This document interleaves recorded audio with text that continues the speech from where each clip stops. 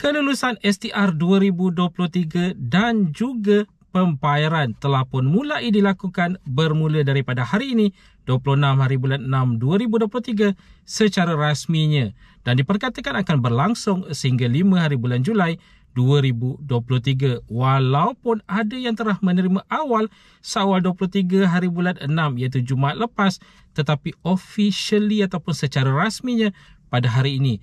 Tapi ada satu isu yang timbul yang hangat diperkatakan di media sosial sekarang ini. Apakah isu yang dimaksudkan tersebut? Isu yang dimaksudkan tersebut adalah berkaitan dengan amount pembayaran yang diperkatakan tidak setara dengan kategori sebenar penerima-penerima.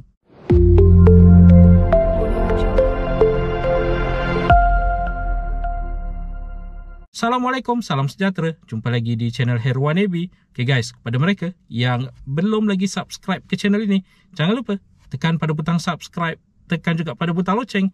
Thank you guys. Jadi anda dah semak ataupun belum berkaitan dengan kelulusan untuk STR 2023? Mungkin ramai yang terkejut, terutama sekali berkaitan dengan amount keseluruhan diluluskan serta amount pembayaran untuk fasa ketiga ini. Kerana ramai yang memberi komen, ramai juga yang mesej kepada admin bertanyakan perkara ini, kenapa ada di antara mereka yang sepatutnya menerima sebagai contoh RM300 tapi tak menerima lagi untuk fasa ketiga ini, dan ada juga yang memperkatakan bahawa mereka sepatutnya menerima RM400 tetapi hanya menerima RM150. Jadi apa sebenarnya yang membuatkan perkara ini terjadi? Jom kita lihat kenapa ini boleh terjadi. Okey, seperkara yang harus diingatkan, anda perlu ketahui terlebih dahulu anda sebenarnya diluluskan di bawah kategori yang mana, terutama sekali bagi kategori isi rumah ini. Agak tipis sebenarnya antara satu kategori itu kepada satu lagi kategori. Okey, kategori isi rumah yang pertama pendapatan di bawah RM2,500. Manakala kategori isi rumah yang kedua adalah pendapatan di antara RM2,501 ke RM5,000. Jadi apa yang membezakan kedua-dua kategori ini? Bezanya sangat jelas, itu berkaitan dengan jumlah pendapatan isi rumah gabungan suami isteri, dan jumlah pendapatan ini sebenarnya diambil daripada gaji kasar, bukannya gaji bersih sebelum ditolak EPF, KWSP, perkeso dan sebagainya. Jadi gaji kasar itu akan diambil kira untuk menentukan sama ada seseorang itu berada di bawah kategori isi rumah pendapatan RM2,500 ke bawah ataupun pendapatan antara RM2,500 satu ke RM5,000. Jadi ramai yang sebenarnya terlepas pandang berkaitan dengan perkara ini. Sebagai contoh, seperti yang diberitahu di awal video sebentar tadi, katakanlah satu isi rumah ini mempunyai anak tanggungan yang membolehkan mereka ini menerima untuk anak juga. Katalah yang mempunyai satu orang anak.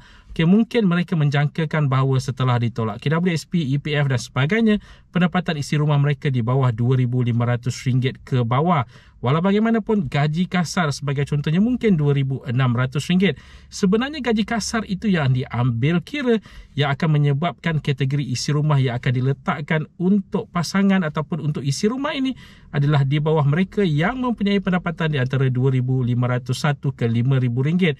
Jadi untuk kategori ini, bagi yang mempunyai satu ke dua orang anak, jumlah yang diberikan untuk mereka hanyalah RM150, bukannya RM400 yang berada di bawah kategori pendapatan RM2,500 ke bawah bagi yang mempunyai anak satu ke dua orang ini. Jadi itu ceritanya yang menyebabkan berlakunya perbezaan amount yang diterima untuk pembayaran fasa ketiga ini. Jadi sekarang ini pokok asasnya ataupun perkara utamanya anda perlu ketahui terlebih dahulu anda diluluskan di bawah kategori yang mana. Ini sangat-sangat penting yang akan menentukan berapa amount pembayaran untuk anda bagi fasa ketiga ini. Begitu juga sebagai contoh, katakanlah anda tidak mempunyai anak, kosong orang anak. Jika anda berada di bawah kategori pendapatan RM2,500 ke bawah isi rumah, anda akan menerima RM300. Tapi harus diingatkan, jika anda diletakkan di bawah pendapatan RM2,501 ke RM5,000, tidak ada anak, tidak ada bayaran untuk anda bagi pembayaran fasa ketiga ini. Jadi semakan harus dilakukan dan boleh dilakukan di platform rasmi STR 2023 iaitu di bantuantunai.hasil.gov.my. Anda perlu log masuk ke dalam MySTR anda untuk mengetahui status kelulusan serta anda diluluskan di bawah kategori yang mana. Dan jika anda gagal untuk mengakses masuk ke dalam MySTR ini, apa yang boleh dilakukan adalah dengan menghubungi talian bantuan kewangan 1-800-88-2747 atau anda boleh berkunjung ke mana-mana cawangan lembaga sil dalam negeri yang berhampiran dengan anda. Jadi guys, ingat pembayaran masih lagi berlangsung sehingga 5 hari bulan Julai 2023.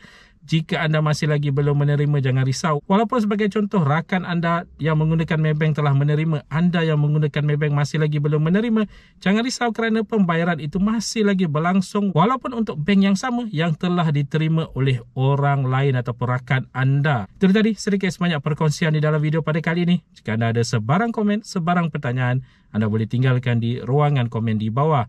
Dan kepada mereka yang belum lagi subscribe ke channel ini, jangan lupa tekan pada butang subscribe, tekan juga pada butang loceng. InsyaAllah kita berjumpa lagi di video yang akan datang. Stay safe, stay healthy. Assalamualaikum.